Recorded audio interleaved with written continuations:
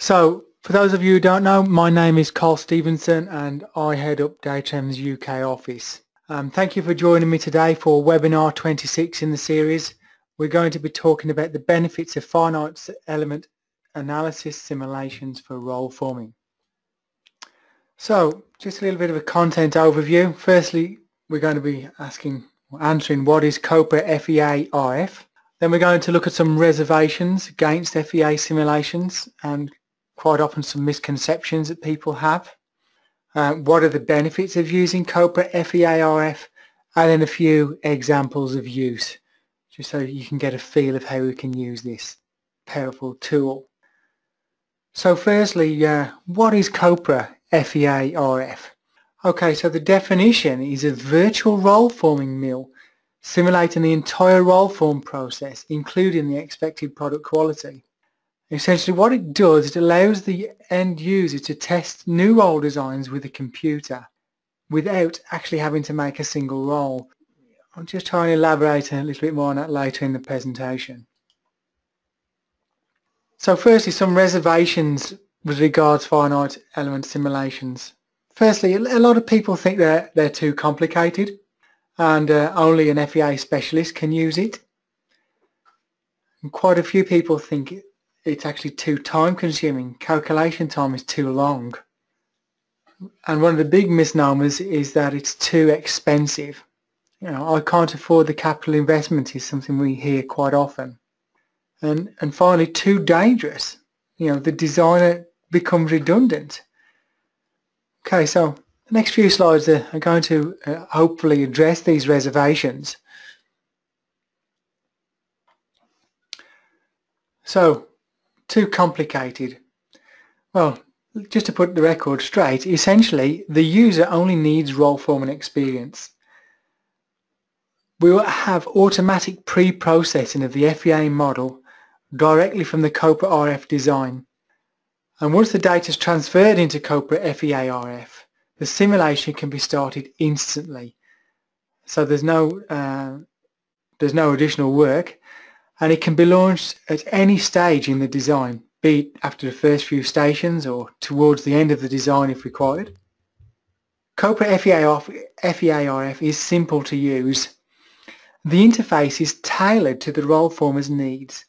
So we've got a selection of tools there that will allow the user to be able to look at the simulation from a role forming point of view, to develop cross sections, assess strains, material displacements.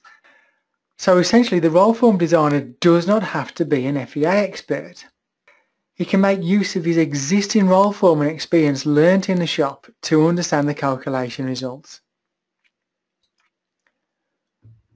When we consider things that, FEA simulations are too time consuming, well, we have a benchmark project that we ran back in 2003, and you can see here on the graph on the right hand side, the calculation time was roughly 20 hours. That would have been running on one core of an AMD 1.3 GHz CPU. In 2015 we're running the same calculation now, and we're using parallel options. And the calculation time is now reduced to circa 20 minutes. Now that's a 98% reduction in calculation time. And this is because of the application of new processors, 64-bit architecture and optimized software. And you can see here on the bottom right hand corner some of the possibilities for time saving with multi-core or parallel calculation options. And you can see the basic level calculation time on one CPU right the way through to an 8-core simulation, saving up to around 80% in time. And quite often now, certainly with tube profiles and some majority of open profiles, given a respective element count, you could be looking at a typical overnight simulation time. So before the designer leaves for the day, he can start a simulation, and then when he returns to the office the next day, the answer is there. With the release of the 2015 version of FEA RF, we also have the advanced restart and remesh functionality. Again, the idea being to significantly reduce calculation time, reducing element numbers in the earlier stations and adding those additional elements at a later stage when those bends actually are formed. So if we consider too time consuming, if we look at the time frame to develop new roll form tooling back in 1985, sort of pre-CAD as it were, a lot of the time for design, circa 20%, would have been done at the drawing board, developing templates and patterns for manual roll manufacture. The machine setup itself would have been around 80% of the overall product development time. So if we move the clock forward a little bit now and we consider around 2000, when people were successfully using Copra RF with the deformation technology module, we can see using theoretical strain calculation there's 15% time saving to be had. A slight increase in design time, but a reduction in machine setting. And if we look where we are sort of 2015-16, with the application of Copra FEA RF and the new tools we have available, you can see we'll be looking at around a 40% time saving overall now, the development of a new roll profile. However, it's worthwhile mentioning that the increase in design time, we could be looking up to around 45%, but the machine setting time in actually verifying that right first time roll tool design is now greatly reduced. So a lot of the time now is spent in the virtual world with a virtual roll forming machine. But it's, it can be that this 45%, this increase in design time as opposed to machine setting time, is generally always the battle for acceptance at board and production level. Obviously, in adapting this new time-saving technology, the workflow has to change to accommodate this. And generally the capital investment, people expect the design time to decrease. Unfortunately, that's not the case when we're optimizing in the virtual world. So now let's talk about it being too expensive. In the long run, we can certainly say it's definitely less expensive than the alternative, which is of course manufacturing rolls and scrapping rolls. So because when we consider the complex geometry and the up to 60 stations we see on roll forming machines now, the cost of new roll tools can be between 15 to 50,000 euros, dollars, or even more. And what we're doing as well with FEA is we're keeping our material waste. It's reduced. We're keeping it to a minimum. The machine setup time. So whether this is done on a production machine or a test machine to verify the product, this is minimized. So thus the minimum impact on the subsequent project or the subsequent production job that will be running on that machine following the testing of tooling. So what we're looking at doing, of course, is we reduce machine downtime so we can continue to produce product. And most importantly to mention, there's no recutting of rolls. So if we look at a sort of a traditional design approach, you can see here on the left-hand side, if we're talking large quantity of rolls, high station count, maybe complex geometry, it could be typical that we're replacing quite a percentage of rolls during the testing stage, returning rolls. This is also design time, manufacturing time, and the impact on our project plan to manufacture those tools. So the substitution of rolls, we could be looking around 7,500 euros, dollars. Maybe weighted sheet material in definition of our strip width, our bill of materials for the roll product. And then if we consider the labour cost, so this is the guy stripping down and setting up the machine. And on top of that, our cost of opportunity. And the cost of opportunity, we define this at the time, the delay potentially in getting the product to market. So in other words, where we lost orders whereby we could be producing product, or testing another job, for example. So when we look at the design with finite element analysis, process improvement is taken to the design phase.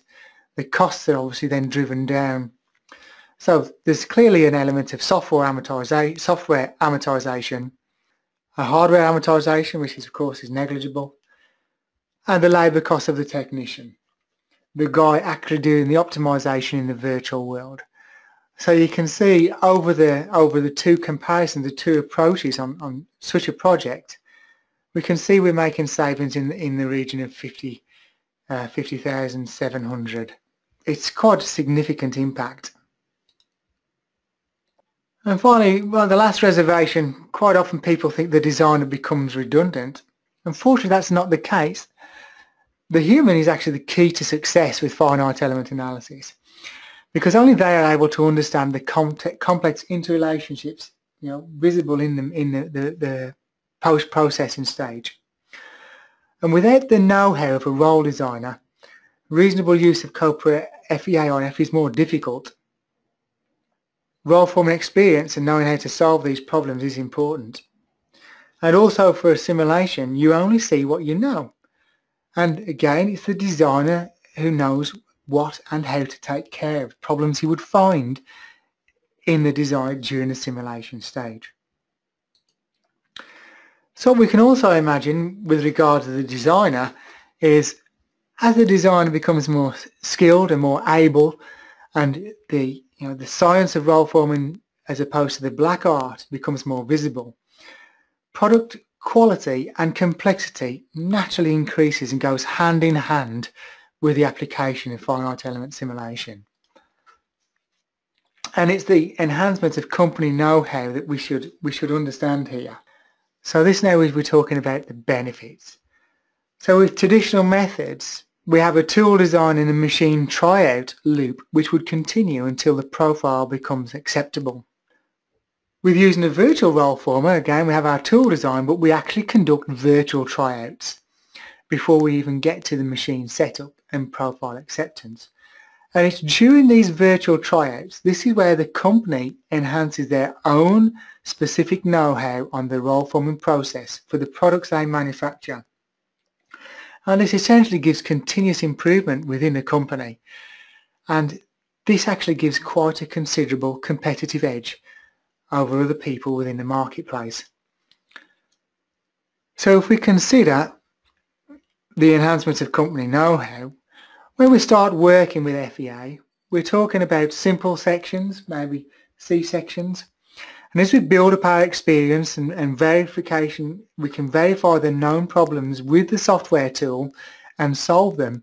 It's not long on our journey along the learning curve before we become an expert. And it's the full integration within the process chain. And before long, we can begin to look at driven rolls, high-strength steels, extremely thin wall profiles, tight tolerances, complex shapes, all the things the organisation would perhaps approach with some air of caution if they were doing this using maybe existing approaches, because there's always an element of the unknown and the potential for waste and scrap. It's the enhancements of this company-specific know-how that leads us and drives us forward to the future within the organisation of the development of complex role form parts. We all know it's not easy to make money with standard sections these days. The demands for the role forming process since the 70s increased manyfold, both on the number of stations required, the number of bends we now expect, and the tolerances we're expected to achieve, certainly with high strength materials. And this gives us the opportunity to take the chance and enter new markets with new products. And because we can design and virtually test more complex shapes with the help of finite element simulations. So there's no expense for role making, machine setup, material and operator costs, or even machine downtime, because everything's done in the virtual world. We minimise the risk for sections with many stations by conducting things in the virtual world. So during the testing stage, there are no limitations in terms of stations or accessories needed to form profiles. And you can see here a sample there we have with 60 stations. And if you consider how long this would take to develop a geometry such as this without finite element simulation, and also we should consider how many roles we would potentially scrap and how many different strategies we could eliminate or with the virtual world, as opposed to choosing a strategy, then making the 60 stations and finding out that our strategy doesn't work. So when we talk about strategies, one of the key benefits is that we can try several strategies and we can test them at low cost. So you can see here we have strategy 1, and then ultimately we have strategy 2. Maybe an approach we wouldn't normally go with. And you can see here we can test several strategies and we can see how much twist, for example, we would get. And maybe in this example the organisation would have formed with strategy 1 for the last 30 years and with some reluctance tried strategy 2. But would it have been tried because of the cost of scrapping the roles if it didn't work? We know we can get a result to some degree with strategy 1. You can see the differences here between the two strategies. First of all, we had 35 degrees per metre, and then with the strategy would potentially not be chosen because of the element of danger, the twist was actually reduced there to 0.75 degrees per metre. So let's talk about some of the tools available to analyse the defects of the final section. When we're talking about bow here in a C profile, you can see here there's 17 millimeters per metre.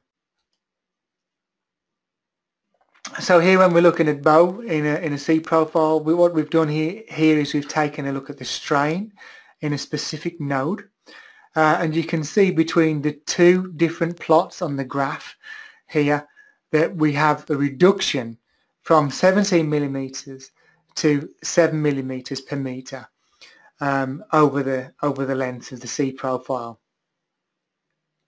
And we're able to look at things like oil canning, for example, and we can see here the effects of the oil canning where it starts. We can see here station 5, 6 and 7.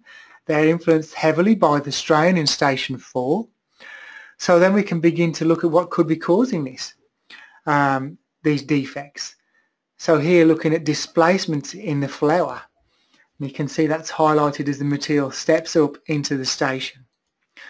And then if we consider this looking down the roll tool, down the line now as the material comes into the machine, it's almost impossible to do this in reality with our head inside the machine. And even to imagine the forces that we can see, the forming forces here and how they're acting on the profile, the strain and ultimately the elongation that's being caused.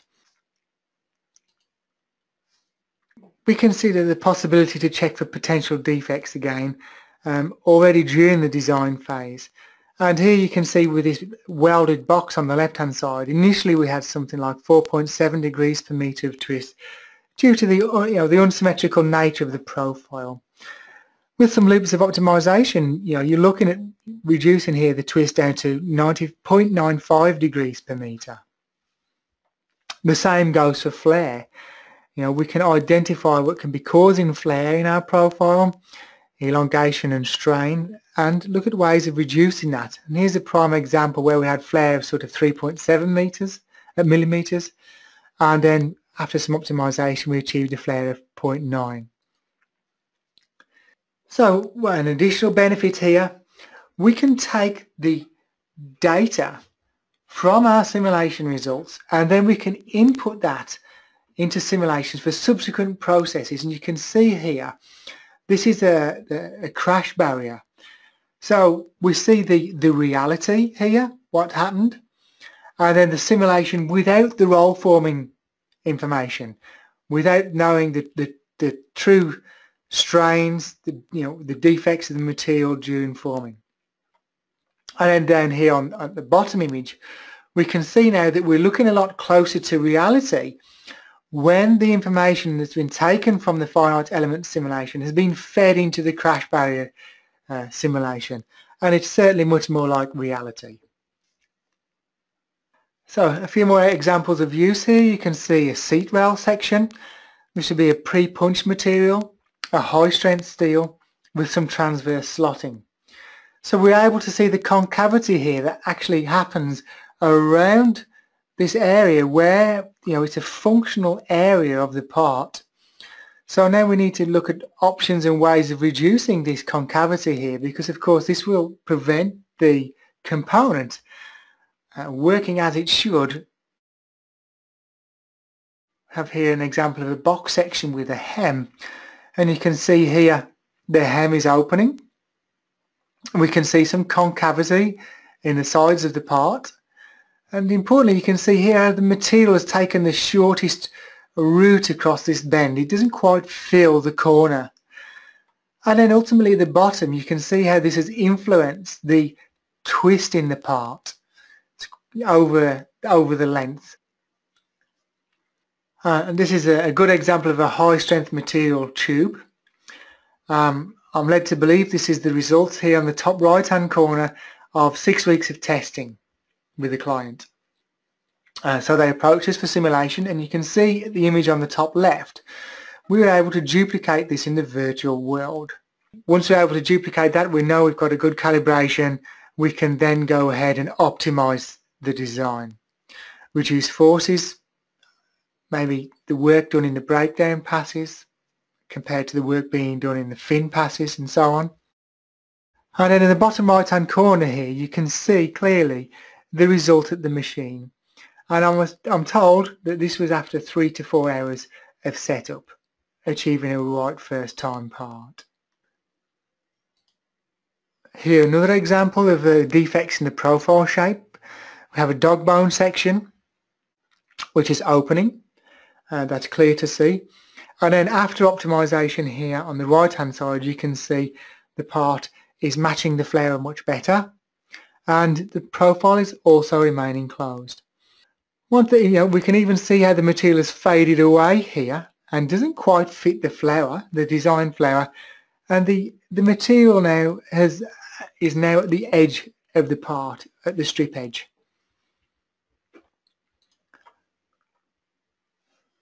Finally, a nice example here of a roof truss. So quite a challenging profile. The form, 3 sizes of roof trusses for the North American market: a 3.5 inch, 5.5 and a 7.25 inch tall. The gauge is 12 through to 20 gauge. That's 1mm to 2.75mm for those working with metric. Then the problems: there's no roll changes allowed, no manual gap changes are allowed. There's only allowed for 1 gap for all of these. It's an unsymmetrical part, and we can't adjust anything manually. We can't even adjust the inboard or outboard separately. It's all configured. So you see here on the top left, before optimization, you can see the effects of flare on this gauge, and obviously the duplication here in the top right hand corner of the profile in the finite element world, and then the optimized results down here on the bottom left. Actually achieving the target, much sharper geometry, much less flare following the finite element optimization. An interesting one here of a shape tube. You can see here where we have deflection around the top roll tool and see it in reality over here. And then after changing the flower, the optimization process, the compression that takes place, you can see the successful result down here on the bottom right hand corner, whereby the material no longer fades away from the radii as we do in this top example here. So that's a few examples of use. So quick possibility here for a few questions. If you'd like to use the chat window, I'll do my best to answer them. Yeah, essentially FEARF does cover tube reshaping, and essentially this is an add-on module for our Copra M3 tube package. So we then derive the shape tubes over there in the roll design environment, in the flare pattern, and then we can transfer this across into the finite element world. So yes, it's achievable and it's part of the standard FEA package, providing you have the shape tube modules of Copra RF. Is the FEA valid for thin gauge steel, such as 24 or 26 gauge? Yes, that it is, would be the easiest answer to that. Essentially, we simulate down to, I guess, 0.1, 0.2 aluminium, and we also have some customers who are using multiple layers down to these thin gauges across the mesh as well, to give a more detailed and more accurate result, certainly within the tube industry. And finally, can we do reverse engineering? To conduct reverse engineering, what we would need to do would scan the rolls or obtain some geometry of the rolls, the actual rolls at the machine. This can be done with a Copra roll scanner. We can then take the roll geometry, actually as is roll geometry from the machine, could be worn tooling, and develop a roll tool set in the Copra RF environment, then create the FEA model. After a few clicks, define the material properties and so on, and then we can conduct a simulation in the finite element package, Copra FEA RF, using those tools taken from the machine. And of course you can see the effect then of worn rolls and maybe the original design. And of course you can also take original, maybe some legacy data, 30, 40 years old, providing we have it in CAD form in some shape. We can import the geometry into Copra and also simulate the design as was designed maybe 20, 30 years ago. Finally, I have a question. Does the accuracy of the finite element analysis simulation vary with material thickness and profile complexity? That's not the case. As I mentioned, for thinner materials or for thicker materials, we can increase the complexity of the mesh across the thickness, giving us a higher accuracy. And certainly not with profile complexity. No, that's more of a reason to use finite element simulation. And someone's just asked, do we do this as a service? Yes, Data-M, we do offer this as a service for people. We actually offer the service right the way through from design and manufacture to analysis as well. One more question with regards to spring-back accuracy for high-strength materials. How close can we get? Well, from my experience, and I'm sure any of my colleagues will tell you, anyone using the software, the calibration between reality and actual is very close, and certainly with high-strength materials, we see exactly the same behaviour in the virtual and compared against actual. So, yeah, we are very close. Thank you everyone for your time today. Hopefully I've answered all of your questions, and it's been of interest to you to see some of the possibilities and to answer some of the misconceptions and some of the misnomers with regards to using finite element simulation. The webinar will be available for download in the coming weeks, and you'll receive a link from my colleague to do that. I wish you all the very best and have a great day. Thank you again for your time. Bye bye.